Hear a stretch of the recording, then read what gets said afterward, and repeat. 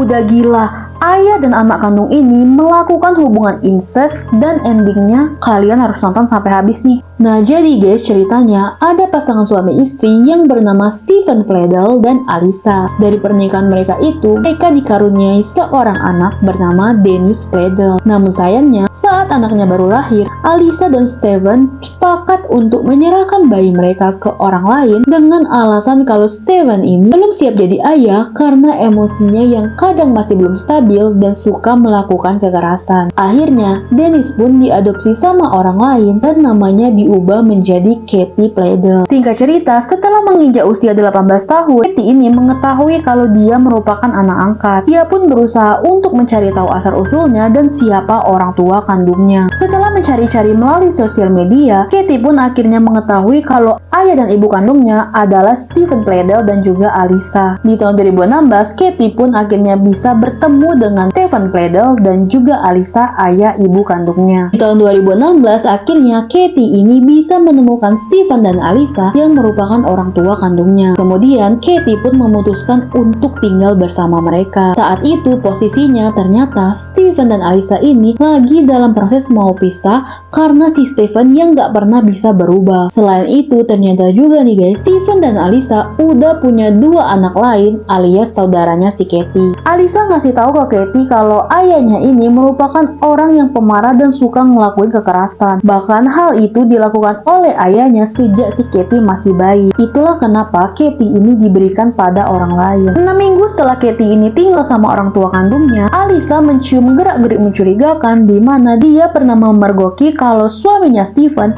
tidur di kamar Katie. Alyssa tentu saja sangat marah dan mengatakan hal itu bukanlah hal yang pantas dilakukan oleh seorang ayah kepada anak perempuannya yang telah dewasa. Melihat perbuatan Stephen yang semakin gak karuan, akhirnya Alyssa pun memutuskan untuk pergi dari rumah itu. Tapi mengkagetkan, setelah pindah dari rumah itu, di tanggal 16 November 2016, Alyssa ini mendapat kabar kalau Katie tengah mengandung anak Stephen, alias Katie dan Stephen ini melakukan hubungan incest. Hingga akhirnya di bulan Juli tahun 2017, Katie dan Stephen ini blak-blakan memberitahu hubungan mereka dan mereka pun kemudian menikah. Mereka diketahui memalsukan dokumen pernikahan, di mana dokumen itu menyatakan kalau mereka tidaklah saudara. Kemudian nih guys, di bulan Januari tahun 2018, Katie akhirnya melahirkan anak pertamanya yang diberi nama Bennett. Namun tak lama setelah ia melahirkan, Katie dan Stephen ditangkap oleh pihak kepolisian karena ketahuan melakukan hubungan incest. Mereka kemudian dipenjara beberapa waktu dan dibebaskan bersyarat dengan syarat mereka nggak boleh lagi berhubungan. Akhirnya Katie pun balik lagi ke rumah orang tua angkatnya dan Bennett,